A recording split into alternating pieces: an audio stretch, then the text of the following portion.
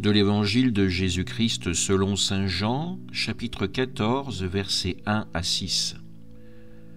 En ce temps-là, Jésus disait à ses disciples : « Que votre cœur ne soit pas bouleversé. Vous croyez en Dieu, croyez aussi en moi. Dans la maison de mon Père, il y a de nombreuses demeures. Sinon, vous aurais-je dit : je pars vous préparer une place ? Quand je serai parti vous préparer une place, je reviendrai et je vous emmènerai auprès de moi, afin que là où je suis, vous soyez vous aussi. Pour aller où je vais, vous savez le chemin. » Thomas lui dit : « Seigneur, nous ne savons pas où tu vas. Comment pourrions-nous savoir le chemin ?»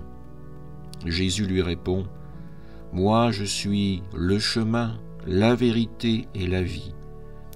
Personne ne va vers le Père sans passer par moi. » Acclamons la parole de Dieu.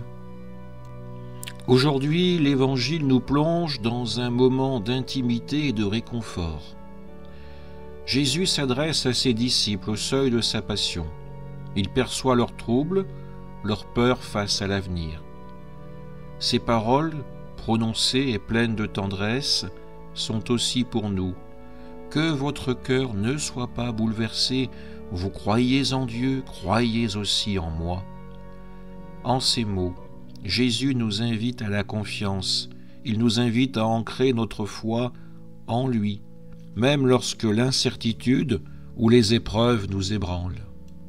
Jésus nous parle ensuite de la maison du Père, ce lieu où il y a de nombreuses demeures.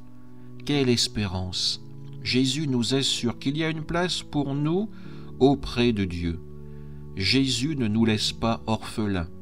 Il part pour nous préparer ce lieu, promettant de revenir nous chercher.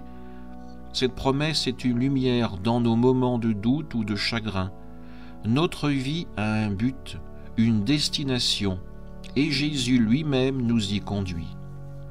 Mais Thomas, avec sa franchise, pose une question qui résonne en nous. « Seigneur, nous ne savons pas où tu vas. Comment pourrions-nous savoir le chemin ?» Cette question révèle notre propre quête de clarté, notre besoin de repères. Et la réponse de Jésus est d'une profondeur bouleversante. « Moi, je suis le chemin, la vérité et la vie.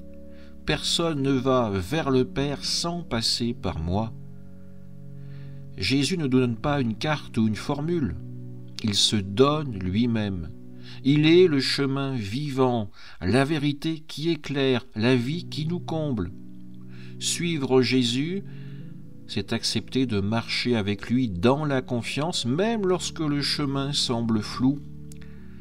Frères et sœurs, cet évangile nous invite à renouveler notre foi en Jésus, surtout dans les moments où nos cœurs sont bouleversés. Il nous rappelle que notre vie est un pèlerinage vers la maison du Père et que Jésus est à nos côtés, non seulement comme guide, mais comme le chemin lui-même.